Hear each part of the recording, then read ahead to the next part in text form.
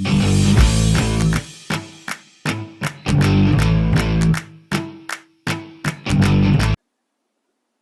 to the service clinic at Low Country Harley-Davidson. I'm Doc Harley. This is the week of St. Patrick's Day, and I should have a story about a lucky traveler, but this is quite the opposite. We have an unlucky traveler. Yeah, you can see the end result.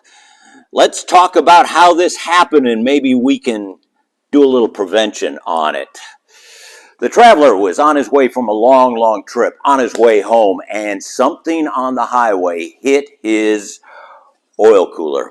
Yeah, damaged it pretty good, and oil started coming out, and he pulled over and had a tow truck bring him in, and we thought, okay, this is going to be a quickie. We can change the oil cooler in less than a half hour and get him back on the road, and he could be home tonight talking to his family about his wonderful trip. But he lost a lot of oil. Luckily, he pulled over and had the tow truck come and bring it to us, but he lost enough oil that it really took out his motor. Yeah, it got really hot, no oil in it, even the cam.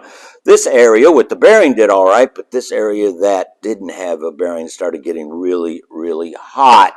And so it started me thinking about these oil coolers that we have, and the Softails have a huge one up front, are really exposed to anything that comes off the highway. And I'm going, well, maybe the aftermarket people or Harley offers a cover. Well, I looked in the catalog, and Harley does offer, for late model ones, a screen cover with chrome, and you can have black or chrome on it. The aftermarket companies really don't have that much, maybe a decorative thing. Now, I did go online, and I found Clockworks has an insert, and that started me thinking about, what could you and I do? Well, you know, there's Home Depot, Lowe's, and there are hardware places that have screen material. Now, this one's a little bit thin, and a lot smaller, and I don't want to, cover it up so I'm losing the oil being cooled by the oil cooler, but some type of protection, and I don't think it's going to take a lot for us to design something, because Clockworks, they offer one that fits just inside, that goes over these two pegs, and then you just pop it back on, and it's protection. So I'd like to put this out to you. What do you think? Do you think something like this could or should be needed over our oil coolers? And if you've done something like that, show me your DIY project and what you've done to maybe protect your oil cooler, because this gentleman's motor is gone.